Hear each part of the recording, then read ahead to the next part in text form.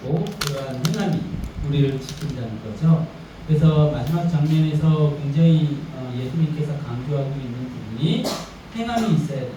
행함이 있어야 된다. 열매가 있어야 된다. 그런 이야기들을 많이 하셨고 맨 마지막 장면에서 무슨 얘기를 했어요? 말씀이 어디 위에 세워져야 된다? 반석 위에 세워져야 된다. 근데 그 반석 위에 세워지는 것은 무엇을 할 때 반석 위에 세워질 수 있어요? 우리가 말씀을 그런대로 행할 때 세워질 수 있어요. 우리의 삶에 너무나도 많은 힘든 일과 어려운 일과 유혹들이 많이 있습니다. 근데 그것을 이겨낼 수 있는 방법은 말씀을 행하는 것밖에 없어요. 그래서 우리 그 예화를 예수님께서 들려주셨죠. 어떤 사람들이 주여 주여 하면서 많은 일들을 벌였지만 병도 고치고 귀신도 내쫓고 놀라운 일들을 행했지만 예수님이 그 사람들을 알아요? 몰라요? 도무지 알 수 없다. 모르십니다. 왜 몰랐어요? 그들에게는 사랑의 행함이 없었어요. 예수님의 말씀 앞에서 얘기한 산상수훈의 많은 이야기들, 자기를 낮추고 그리고 사랑하고 겸손하고 심령이 가난한 자, 그리고 남을 위해 희생할 수 있는 자, 천국을 사모하는 자, 이런 자들이 행함이 있는 믿음이고 열매가 있는 믿음이라고 예수님이 얘기를 하셨고요. 그 행함이 있을 때 우리가 천국에 들어갈 힘과 능력이 있다라는 이야기를 하셨어요. 그래서 이제 그 산상수훈의 말씀을 쭉 하시고 나서 예수님께서 오늘 보시니까 8장 1절에 보면 뭐라고 되어 있어요? 예수께서 산에서 내려오시니 수많은 우리가 따릅니다.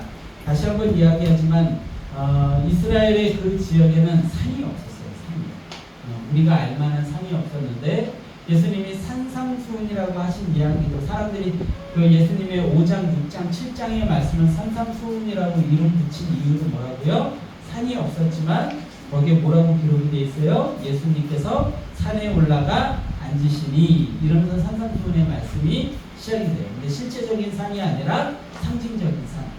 그러니까 구약시대에 하나님께서 이스라엘 백성들에게 율법을 주셨던 곳이 시내산. 근데 그 시내산 율법에 대한 온전한 해석을 갖지 못하고 방황하며 살아가는 인생들에게 예수님께서 완전한 말씀의 해석을 보여주신 것이 산상수훈. 그래서 지금 8장 1절의 말씀은 어떻게 시작을 해요? 예수께서 산에서 내려오시니 이렇게 표현을 하고 있어요. 그래서 이제 산에서 내려와서 본격적으로 무엇을 하시는 거예요? 삶의 터전에서 예수님이 삶으로 산상수훈의 말씀을 보여주시는 거예요. 누구에게? 유대인들. 누구에게? 지금의 예수님을 믿는 자들. 이것이 바로 산상수훈의 말씀으로 살아내는 삶입니다. 그래서 이 뒤에 나오는 이야기들은 어찌 보면 산상수훈 말씀의 예화와 같은 이야기이기도 합니다. 성경에 나오는 특별히 복음서에서 그런 부분들이 많이 드러나요. 다시 한번 말씀을 드릴게요. 여러분들이 복음서 볼 때 이 이야기를 좀 바탕으로 해가지고 복음서를 보면 이해가 잘 돼요. 예수님께서 어떤 이야기를 쭉 하십니다. 그러니까는 뭐 예를 들어가지고 오늘 산상수훈의 이야기를 행함이 있는 믿음은 행함이 있어야 반석 위에 세워진 믿음이다. 뭐 이런 이야기를 하시면 거기에 대한 예화를 바로 이렇게 복음서에는 기록되어 있는 경우들이 많아요. 그래서 그 예화들이 이 이야기가 왜 쓰여져 있지를 이해하려고 할 때 뭘 보면 이해가 잘 되냐면 앞에서 예수님이 해주신 단어, 너희들 이렇게 살아라, 너희들 이렇게 하면 안 된다 라는 이야기가 그 다음 예화에 드러나 있는 경우들이 많이 있다는 것이죠. 여러분들이 복음서를 볼 때 참고하시면 좋을 것 같아요. 오늘 이야기도 그렇습니다. 8장 1절부터 등장하는 그 이야기들을 보면 굉장히 예화의 성격을 좀 띠고 있는 모습들이 드러나요. 그래서 8장 1절에서 4절 말씀 먼저 함께 보도록 하겠습니다. 8장 1절에서 4절입니다. 시작. 예수께서 산에서 내려오시니 수많은 무리가 따르니라. 한 나병 환자가 나와 저를 이르되 주여 원하시면 저를 깨끗하게 하실 수 있나이다 하더니 예수께서 손을 내밀어 그에게 대시며 이르시되 내가 원하노니 깨끗함을 받으라 하시니 즉시 그의 나가 깨끗하지니라. 예수께서 이르시되 삼가 아무에게도 이르지 말고 다만 가서 제사장에게 내 몸을 보이고 제사장이 예물을 들어 그들에게 입증하라 하시니라. 아멘, 아멘. 자, 예수님께서 이제 산에서 내려오셔서 지나가시는데 누가 나왔다고 오늘 말씀에 기록이 되어 있어요. 한 나병 환자가 나와 절하며 이르되 이렇게 되어 있어요. 그 당시에 나병 환자라는 것은 우리가 흔히 알고 있는 한센병, 그는 이 통증을 느끼지 못해서 어떤 상처 같은 것들이 났을 때 치료하지 못하고 그 부위가 썩어가고 그래서 썩어간 그 부위를 잘라내야만 되는 그런 병, 한센병만을 얘기하는 것이 아니라 그 당시 구약시대에 이런 나병 환자들은 피부병 환자들을 총칭을 했던 거예요. 근데 그 피부병, 막 긁어도 낫지도 않고 막 그 어떤 약을 발라도 낫지도 않는 그런 피부병들을 하나님의 저주라고 생각을 했어요. 그래서 그들이 있는 공동체에서 그 피부병 환자를 내쫓았습니다. 그 피부병 환자를 내쫓길 때 그 제사장 앞에서 선언하고 나갔어야 됐어요. 나는 부정하다, 부정하다. 그래서 자신이 부정한 자임을 얘기하고 그 무리에서 공동체에서 쫓겨나가게 되죠. 그리고 그 사람에게 손을 댄 사람도 부정하다 여겨서 쫓겨납니다. 그래서 이 나병 환자들은 철저하게 고립이 되고 사람들 무리에 들어올 수 없고 외로움을 느끼는 존재들이었죠. 이 나병 환자들이 나중에 무리 공동체 안에 들어오려면 완전하게 피부병이 난 상태에서 제사장에게 가서 보여야만 됩니다. 제사장이 그 나병 환자의 몸을 보고 정결하다, 정결하다, 정결하다 하고 우슬초로 3번을 때리면 그때서야 이 나병 환자가 그 공동체에 들어올 수 있게 되는 것이 그 당시 구약의 유대인들의 율법이었어요. 그런데 오늘 말씀에서 보니까 나병 환자가 나와 절하며 이르되 주여 원하시면 저를 깨끗하게 하실 수 있나이다 하거늘 3절에 보니까 뭐라고 되어 있어요? 예수께서 손을 내밀어 그에게 대시며 이렇게 되어 있어요. 이 대는 행위는 누구도 해서는 안 되는 행위임에도 불구하고 예수님은 그의 몸에 손을 대시면서 그의 병을 치료해 주십니다. 그리고 나서 한 가지 명령을 하시는데 그것이 뭐냐면 4절에 보니까 예수께서 이르시되 삼가 아무에게도 이르지 말고 다만 가서 제사장에게 내 몸을 보이고 모세가 명한 예물을 드려 그들에게 입증하라. 제가 아까 얘기한 그걸 얘기하는 거예요. 입증해야 돼요. 그래야만 그 공동체 안에 들어올 수 있죠. 근데 이 당시에 유대인들이 예수님을 굉장히 미워하고 있었던 때예요. 그래서 예수님께서 치유한 걸 알면 제사장들이 어떻게 할까요? 깨끗이 치유한 받았음에도 불구하고 안 돼! 너는 치유받지 못했어! 라고 이야기를 하겠죠. 그러니까 예수님은 지금 이 예화 속에서 2가지 사랑의 행위를 동시에 행하고 계신 거예요. 첫 번째는 뭐예요? 정말로 이 문둥병자가 원하는 건 뭐였을까요? 네? 치유받는 거? 단순히 그것만이 아니었죠. 단순히 공동체에 들어가는 거? 단순히 그것만은 아니었죠. 뭐예요? 마음의 상처. 그 이야기를 배경으로 해서 쓴 책이 예수님처럼이라는 책이 있는데 그 책에 이런 상상력을 그 작가분이 발휘를 해놨더라고요. 그 아내 되는 사람이 이 문둥병자를 쫓아낸 거예요. 아내 되는 사람이. 당신 여기 있으면 안 돼요. 애들 보러 와서도 안 돼요. 당신이 여기 와서 우리 애들을 보고 우리에게 왔다 갔다는 소리가 들면 우리도 여기서 살 수가 없어요. 우리도 여기서 쫓겨나요. 그러니까 당신 여기서 나가야 돼. 그러자 이 문둥병자가 상처를 입고 나가요. 근데 예수님은 이 문둥병자를 손을 대어서 고치시죠. 이 문둥병자에게 가장 큰 상처는 이 피부병 환자에게, 이 저주받은 자에게, 저주받았다고 사람들이 손가락질하는 자에게 가장 필요한 건 바로 그거예요. 사랑. 진정한 손길. 모두가 날 버렸구나. 내 가족마저도, 내 알던 사람들 모두가 나를 버렸구나 라는 그 좌절감에 빠져있던 인생에게 정말로 필요한 거는요, 따뜻한 손길이었죠.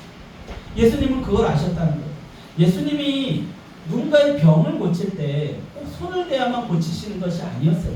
말씀으로도 고치셨고 요 다음 사건에서 보면 백부장이 등장을 하는데 그 백부장의 아이는요, 예수님께서 그 백부장의 집에 가지도 않고 고쳤어요. 백부장의 믿음을 보고 고치셨던 거예요. 그러니까 지금 오늘 이 문둥병자 같은 경우도 그 믿음이 있었어요. 주여 원하시면 저를 깨끗하게 하실 수 있나요? 예수님께서는 말씀으로 고칠 수 있음에도 불구하고 예수님께서는 그에게 무엇을 하셨어요? 손을 대셨어요. 무엇을 치유하기 원하신 거예요? 단순한 병의 치유가 아니라 그의 전인격적인 몸과 마음의 치유를 원하셨던 것이죠. 그리고 이 문둥병자는 그것을 치유함 받게 되는 기적을 경험하게 됩니다. 자, 그리고 나서 예수님께서 이 문둥병자에게 뭐라고 얘기해요? 제사장들에게 가서 보여라. 무엇까지 치료한 거예요? 상황의 치유까지 하신 거예요. 네가 지금 그냥 만약 그냥 제사장에서 가서 보이면 네가 공동체에 못 들어갈 수도 있어. 네가 공동체에 들어가려면 나에게 치유받았다고 하죠. 누군가의 문둥병을 치유한 이 사건은요, 엄청난 기적입니다. 그 당시에 이런 기적을 행하는 사람이 없었어요. 그럼에도 불구하고 예수님은 이 기적을 단 말씀으로 그에게 손을 대며 고쳤다는 것이죠. 그것을 행했다는 그 기적은요, 이스라엘 백성들에게 굉장히 의미가 있어요. 왜 그러냐면 엘리사라는 선지자가 이방의 나아만 장군의 문둥병을 고친 사건이 있었거든요. 그러니까 이 문둥병을 고친다는 것은 그들에게 하나님의 종이라는 어떤 증거이기도 한 거예요. 그럼에도 불구하고 예수님은 그것이 중요한 게 아니었어요. 무엇이 중요해요? 이 사람이 마음의 치유함을 받고 그 공동체에 온전히 들어가는 것이 더 중요한 거예요. 그러니까 내가 있다고 알리지 마라 라고 얘기를 한 거예요. 이것이 바로 예수님이 이 치유 행위를 통해서 우리에게 보여주신 사랑이죠. 그 예수님의 사랑은 구체적이었으며 진실된 사랑의 행함이었습니다. 사랑이란 그런 것입니다. 구체적 행함과 진실된 마음이 있어야 진짜 사랑이 되고 성경이 원하는 사랑은 그런 사랑입니다.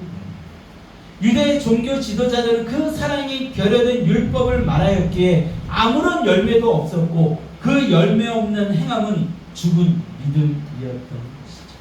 그러니까 예수님께서는 진짜 사랑이 무엇인지 지금 이 문둥병자를 통해서 보여주고 계신 거예요. 구체적 행함을 행하고 계시고요, 진실된 마음을 드러내고 있는 것이죠. 부부가 같이 삽니다.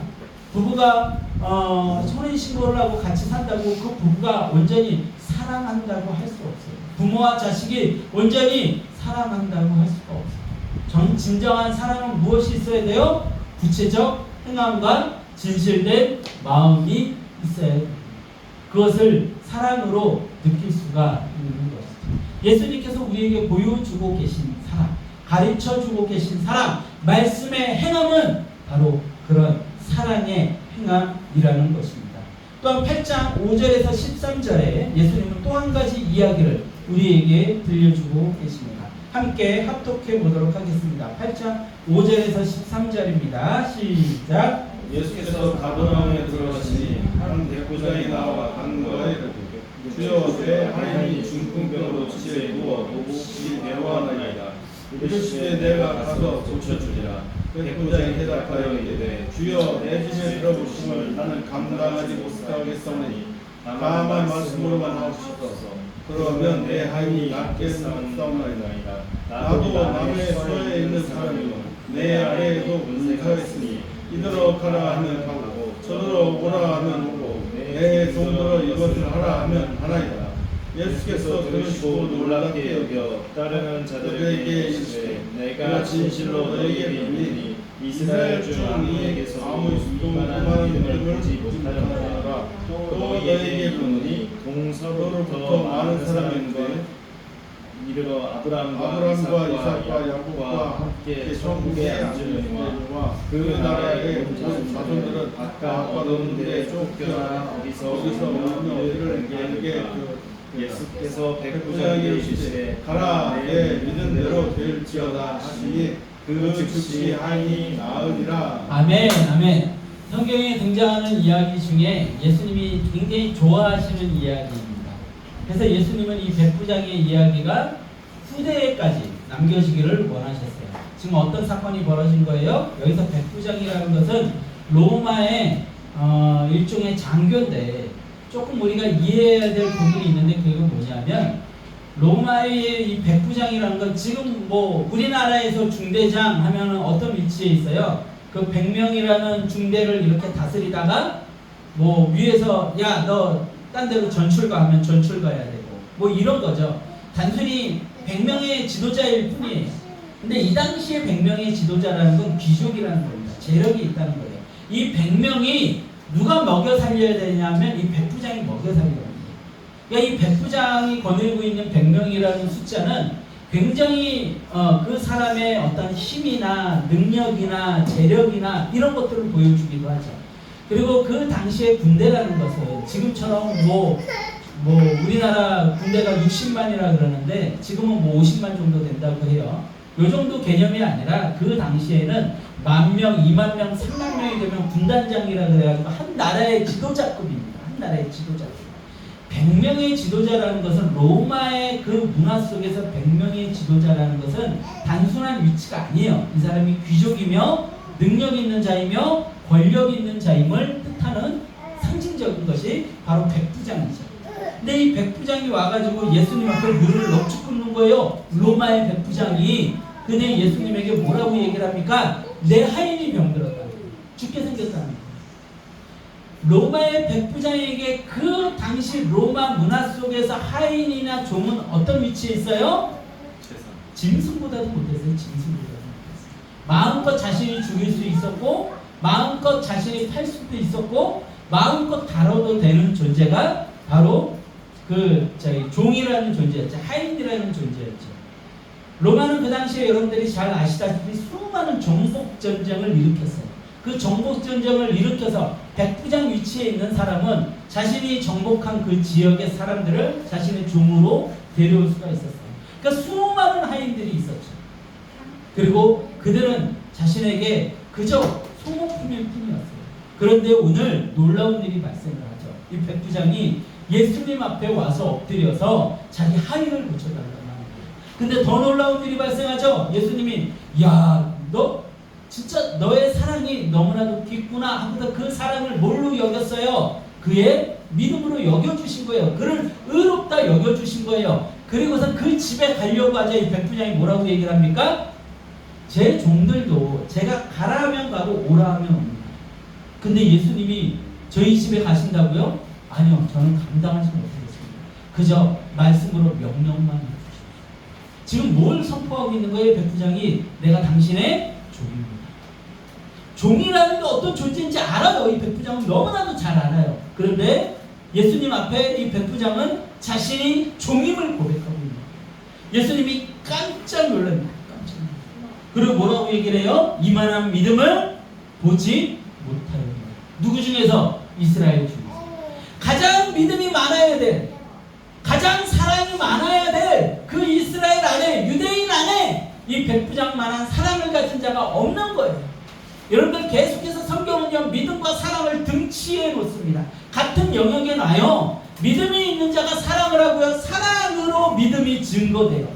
이것을 계속 같은 영역에 놓습니다.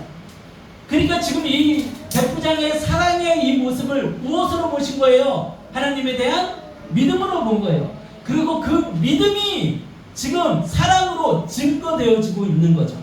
그런데 이스라엘 안에 이런 믿음과 이런 사랑을 가진 사람이 있어요? 없어요? 없다는 거예요.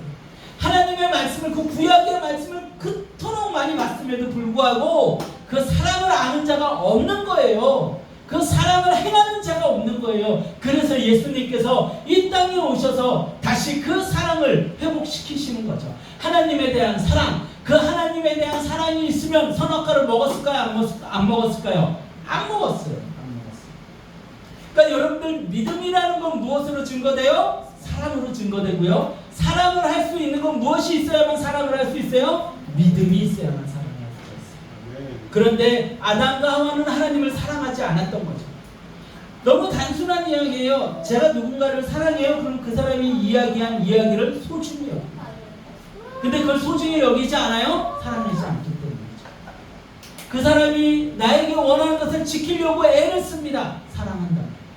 그런데 사랑하지 않으면 그 이야기를 우습게 여기죠. 쉽게 얘기해서 이런 거예요. 막 술, 담배를 많이 하던 사람이 정말로 사랑하는 여자가 생겼어요. 그래서 나 당신 너무나도 사랑합니다. 난 당신만 생각하면 가슴이 벌떡벌떡 뛰고요. 어떻게 몸둘 바를 모르겠습니다. 라고 이야기하는 어떤 남자가 있다고 칩시다. 근데 그 남자에게 뭐라고 얘기를 해요? 당신 나 사랑하면 술, 담배 끊어. 근데 진짜 사랑하면 어떻게 돼요? 정말로 끊어요.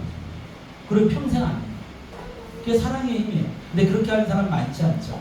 했다가 술, 담배 끊었다가 결혼하고 나면 또 시작하죠. 그건 사랑이 아니에요. 사랑이 아니에요. 그저 그 사람의 어떤 욕망, 육체 이런 걸 원했던 거죠. 근데 정말로 사랑하는 사람이라면 평생 그걸 지키죠. 왜요? 그걸로 사랑을 증거해야 됩니다. 지금 오늘 성경이 그 이야기를 하고 있는 거예요. 믿음은요, 사랑으로 증거되어집니다. 그리고 그 사랑은 믿을 때 강해집니다. 오늘 이 백부장의 이야기를 통해서 우리에게 그 이야기를 하고 있는 거죠. 그래서 이 백부장이 했던 이야기를 예수님께서 어떻게 표현하세요? 10절에 보니까 내가 진실로 진실로 너희에게 이르노니 이스라엘 중 아무에게서도 이만한 믿음을 보지 못했노라. 이만한 사랑을 보지 못하였노라가 아니라, 이만한 헌신을 보지 못하였노가 아니라, 이만한 특별한 자를 보지 못하였노라, 이만한 선한 일을 행하는 자를 보지 못하였노라가 아니라 뭐라고 하세요? 이만한 믿음을 보지 못하였노라. 또 마지막에 13절 마지막에 보니까 뭐라고 얘기하세요? 예수께서 백부장에게 이르시되 가라 내 믿음대로 될지어다. 그러니까 백부장이 했던 행위는 선한 행위, 희생의 행위, 사랑의 행위, 그 어떤 행위가 아니라 궁극적으로 무슨 행위라는 거예요? 믿음의 행위라는 거예요. 그 믿음의 행위가 있을 때 어떤 말씀을 지킬 수 있어요? 하나님의 말씀을 지킬 수가 있다는 거예요. 있다는 거예요. 지금 두 분 졸고 있어요. 오늘 더우니까 막 이렇게 처지고 조는 거 이해됩니다. 이해되지만 조금만 힘을 내주세요. 여기 몇 명이에요? 하나, 둘, 셋, 넷, 다섯, 여섯, 일곱, 여덟, 9명. 9명 중에 2명이 졸면 몇 프로가 졸는 거예요? 20%. 그러니까요. 심각하다니까요. 예배드리는데 25%가 졸면 되겠어요? 여러분 한 명 한 명이 중요하다고. 한 명이 10%예요. 10%. 그러니까 조심하세요. 자, 오늘 말씀이 좀 무겁죠. 무거운데 중요한 얘기라서 제가 조금 농담기 좀 빼고 하고 있으니까 잘 들어보세요. 자, 어쨌든 이 백부장 이야기 또한 사랑의 행함에 관한 이야기를 하고 있죠. 그런데 오늘 성경은 그 사랑의 행함은 믿음의 영역임을 강조하고 있습니다. 자, 우리 한 절만 더 찾아봅시다. 마태복음 21장 31절에서 46절이에요. 우리 요거 찾아보고 다시 올 거니까 마태복음 21장 31절에서 46절. 자, 이 마태복음 21장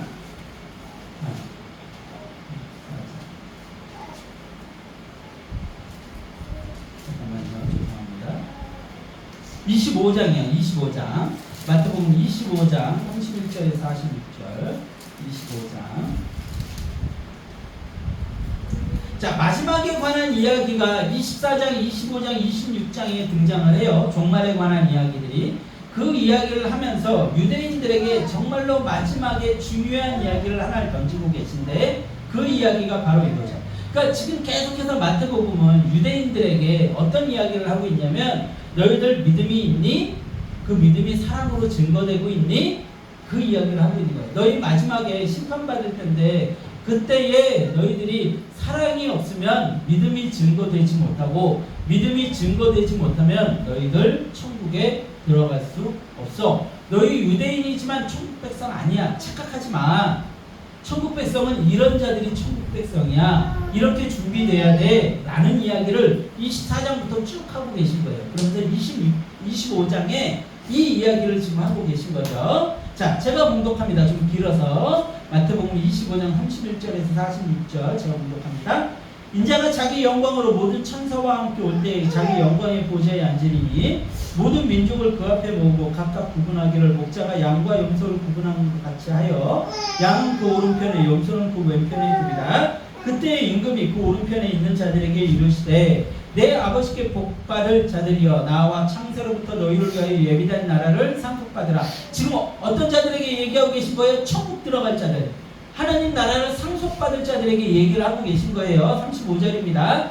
내가 줄일 때에 너희가 먹을 것을 주었고 목마를 때에 마시게 하였고 나그네 되었을 때에 영접하였고 헐벗었을 때에 옷을 입혔고 병들었을 때에 돌보았고 옥에 갇혔을 때에 와서 보았느니라. 이에 의인들이 대답하여 이르되 주여 우리가 어느 때에 주께서 줄이신 것을 보고 음식을 대접하였으며 목마르신 것을 보고 마시게 하였나이까. 어느 때에 나그네 되신 것을 보고 영접하였으며 헐벗으신 것을 보고 옷 입혔나이까. 어느 때에 병드신 것이나 옥에 갇히신 것을 보고 가서 배웠나이까 하니니 임금이 대답하여 이르시되 내가 진실로 너희에게 이르노니 너희가 여기 내 형제 중에 지극히 작은 자 하나에게 한 것이 곧 나에게 한 것이니라 하시고, 지금 이 사랑을 행한 자들이죠. 쉽게 얘기하면 사랑을 행한 자들이에요. 이들에게 지금 뭐라고 얘기를 하고 계세요? 의인이라고 칭하고 계시고요. 그 의인들이 어디에 들어갈 거라고 얘기를 하고 계세요? 하나님의 나라에, 상속된 나라에, 예비된 나라에 들어가게 될 거라고 예수님이 예화를 통해 이야기하고 있는 거예요. 이들은요, 언제 우리가 예수님에게 그렇게 했습니까? 라고 얘기했더니 예수님이 뭐라고 얘기하세요? 지극히 작은 자. 여기서 작은 자는 어린아이처럼 작은 자를 얘기하는 것이 아니라 어떤 자들이에요? 힘없는 자, 가난한 자, 가진 거 없는 자, 남에게 핍박받는 자, 우리의 도움이 필요한 자, 이런 모든 자들을 다 상징하는 거예요. 그들에게 베풀고 나누고 사랑을 행했던 자들에게 예수님이 네가 그렇게 한 것이 나에게 한 거야 라고 얘기를 하고 있는 거죠. 그리고 그들에게 그 사랑을 행함이 무슨 행위라고 얘기를 하고 있는 거예요? 믿음의 행위라고 얘기를 하고 있는 거예요. 믿음이 있는 자들은 어디에 들어가요?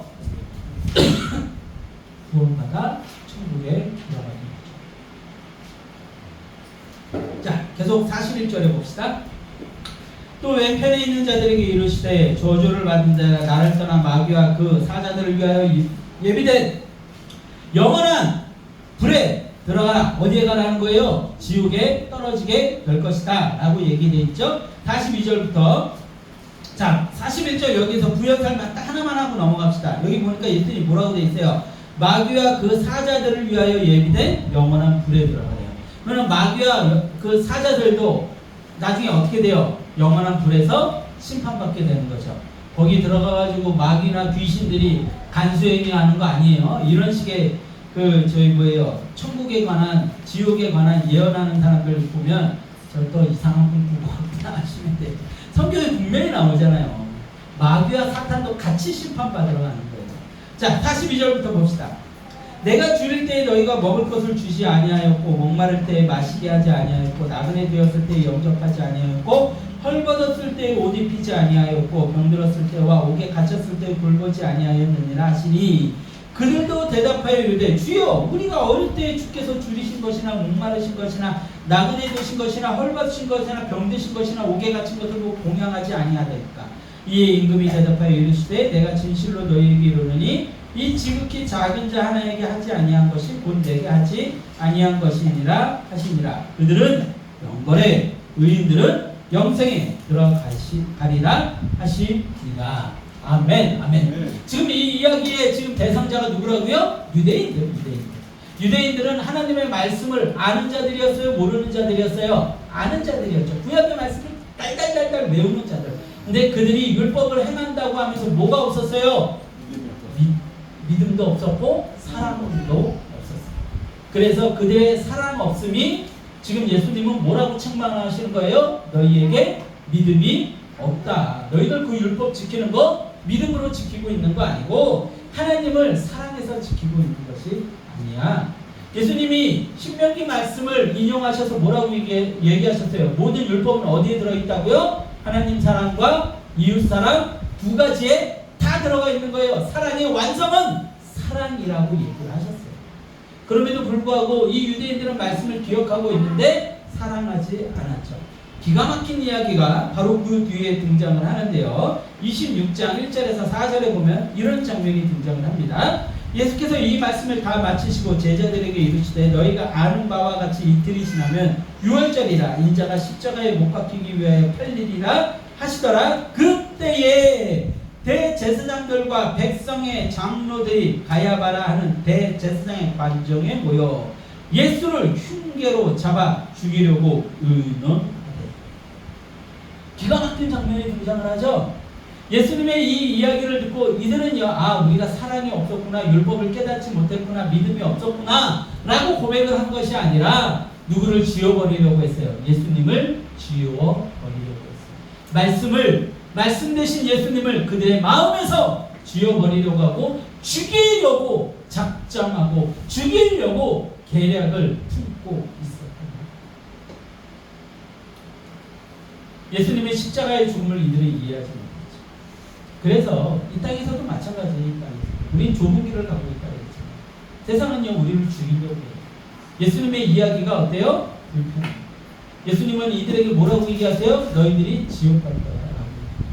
세상 사람들이 제일 싫어하는 이야기가 뭐예요? 예수님 믿으면 천국, 아니면 지옥이라는 거예요. 너무 싫습니다. 우리가 왜 지옥에 가야 돼? 나 법대로 잘 사는데? 나 우리나라 헌법 잘 지키면서 살아가는데? 라고 이야기를 하는 거죠. 근데 성경에서 얘기하는 법은 그 법이 아니죠. 예수님이 얘기하신 성경에서 말하는 법은 무슨 법이에요? 사랑의 법이죠. 믿음의 법이죠. 그런데 세상 사람들은 그게 싫은 거예요. 그래서 신을 지워버리려고 하죠. 신을 부정하려고 하죠. 신을 조롱하려고 하죠. 그래서 수많은 종교들 속에서 신을 조롱하고 신을 왜곡시키는 거예요. 하나님을 왜곡시키는 거예요. 수많은 영화, 드라마, 책, 과학 말할 것도 없죠. 학교 말할 것도 없죠. 진화론이니 어쩌느니 우주가 빅뱅으로 만들어졌느니 어쩌느니 그러면서 신을 부정하려고 하는 거죠. 신을 죽이려고 하는 거죠. 자신들에게 지옥에 갈 거라고 선포한 그 선포가 너무나도 싫어요. 이거랑 지금 똑같아요. 지금 유대 종교 지도자들, 유대인들과 똑같아요. 예수님 죽어요. 하나님 죽어요. 우리가 죽으면 지옥? 싫어. 우린 영원히 살아요. 우리는 윤회할 거고 환생할 거고 이런 이상한 사상들을 만들어내는 거죠. 그리고 그것이 진짜인 것 마냥 믿으려고 애쓰고 살아가는 거예요. 그런데 아무리 그렇게 믿으려고 애쓰고 살아가봐야 죽으면 어디 가요? 지옥 가요. 어떤 자들만이 천국에 가요? 믿고 말씀으로 행하는 사랑을 하는 자들.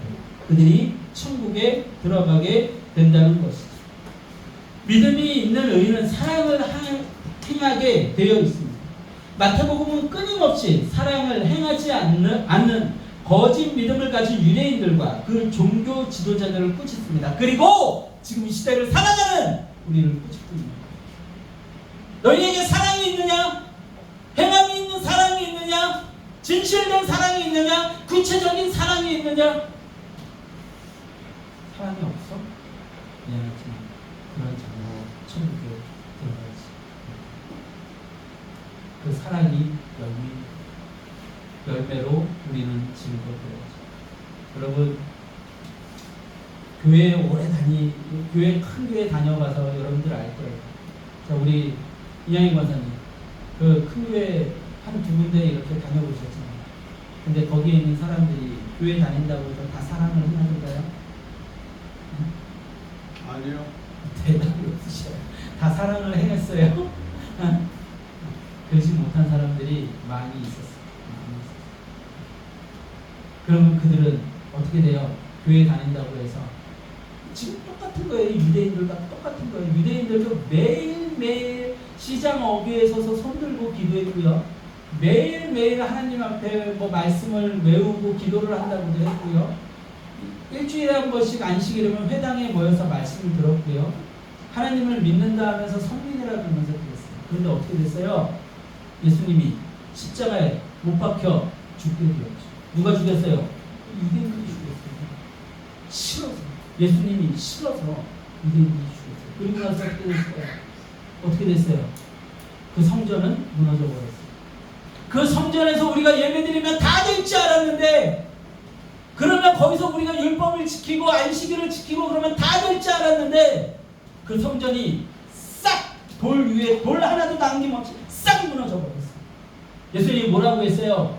그 성전 진짜 성전 아니야. 성전은 너희 안에 있는 말씀. 너희 안에 있어.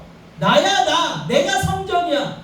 나를 통해서 하나님을 만나고 나를 통해서 하나님께 나아갈 수가 있는. 그래서 예수님이 뭐라고 하세요? 내가 죽고 3일 만에 부활할 것이다. 그 부활을 성전에 비유해서 이야기를 하셨었죠. 3일 만에 성전을 다시 세울 것이다.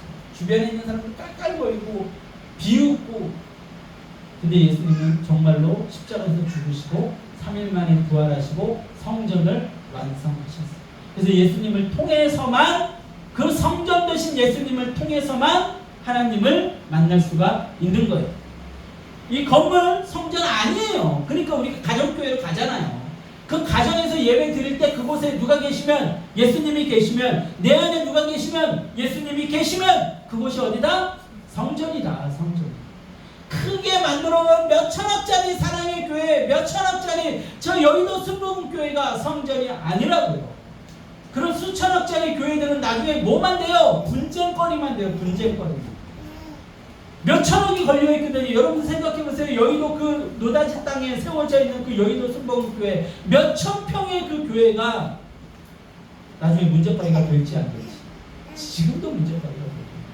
교회에 들어오는 수십억 수백억의 헌금들이 문제가 되고 있는 거예요. 장로들이라는 사람이 그 눈이 딱 돌아가는 거예요. 누구처럼? 가로입니다. 그리고 누구를 팔아요? 예수님을 팝니다. 진짜 성전은 예수님이시죠. 유대인들은 그걸 깨닫지 못했어요. 그리고 예수님을 죽이려고 했죠. 여러분들, 유대인들에게 하고 있는 이 이야기는 먼 나라 어느 나라의 이야기가 아니에요. 먼 옛날의 이야기가 아니라 지금 우리들에게 주시고 있는 이야기예요.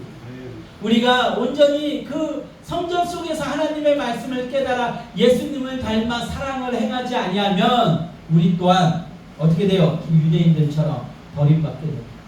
우리가 언제 예수님에게 물을 주지 않고, 우리가 언제 예수님을 돌보지 않았습니까? 아무리 떠들어봐야 예수님은 심판대 앞에서 나는 너희들 영원한 지옥에 떨어지게 될 거야 라고 이야기하신다는 것이죠. 인간들의 선택은 예수님을 자신들의 삶에서 지워버리는 것이었지.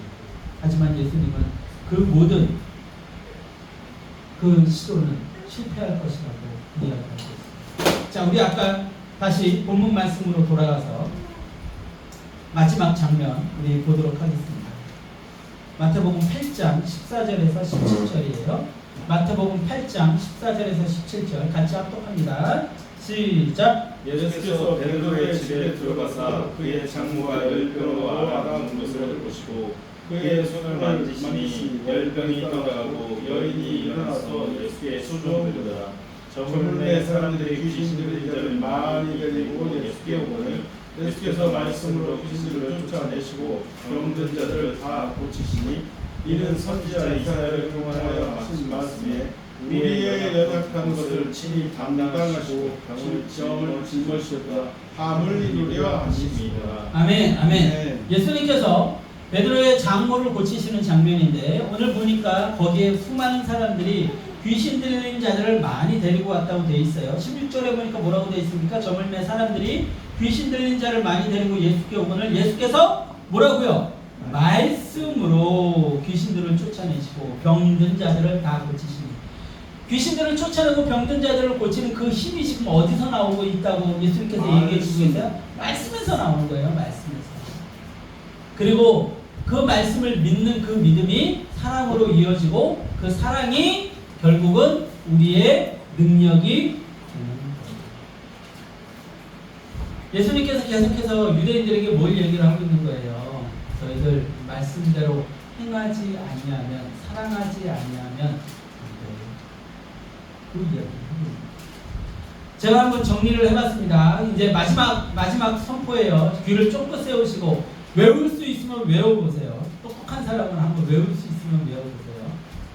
말씀이 능력이며 그 말씀을 행함이 믿음이며 그 믿음이 사랑의 열매로 드러난다. 다시 한번요.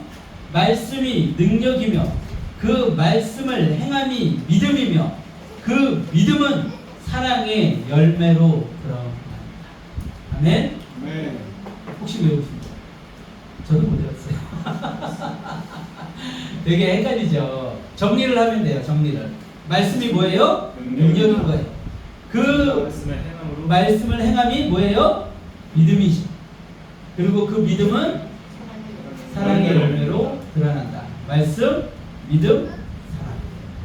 말씀, 믿음, 사랑. 이 세 가지를 기억하면 오늘 이 이야기를 기억할 수가 있습니다. 여러분들 결국 예수님은 산상수훈의 이야기를 통해서 우리에게 뭘 가르쳐 주셨어요? 말씀을 가르쳐 주셨어요. 말씀의 본의를 가르쳐 주셨어요. 근데 그 말씀을 행할 수 있는 것은 행할 수 있는 힘은 어디서 나와요? 믿음. 그리고 그 믿음이 행하여지면 무슨 열매로 드러나요? 사랑의 열매로 드러납니다. 네. 말씀은 누구나 들을 수 있어요. 교회에 앉아있으면 말씀은 누구나 들을 수 있어요. 여러분들 그 선악과를 따먹지 말라는 그 이야기를 아담과 하와 둘 다 들었죠. 말씀은 누구나 들을 수 있어요. 근데 그걸 먹으면 정령 죽게 된다는 그 믿음은 아담과 하와에게 없었어요. 그리고 하나님을 사랑하는 마음도 없었어요. 그래서 그들은 죽게 된 거예요. 그러면 반대로 그 말씀을 들었어요. 그러면 그걸 믿으면 안 먹었겠죠. 하나님을 사랑했으면 하나님이 얘기하신 그것을 지켜주기 위해서 선악과를 안 먹었겠죠. 그러면 아담과 하와는 지금도 어디에 있어요? 에덴에서 영원히 살고 있었겠죠. 앞으로도 마찬가지. 여러분들에게 말씀이 선포됩니다. 말씀을 들었어요. 그러면 그 말씀이 무엇의 영역에 들어가야 돼요? 믿음의 영역에 들어가요. 믿음으로 그 말씀을 믿고 우리가 행해야 돼요. 그 말씀이 믿음으로 행하여질 때 무엇으로 드러나요? 사랑으로 드러나요. 이 중요한 이 순환 원리를 잘 기억하시면 여러분들이 어떻게 살아야 할지, 예수님이 무슨 이야기를 성경 속에서 하시는지가 정확하게 알 수 있어요. 잊지 마시고 여러분들 말씀을 믿고 행하고 사랑하는 여러분 모두가 될 수 있게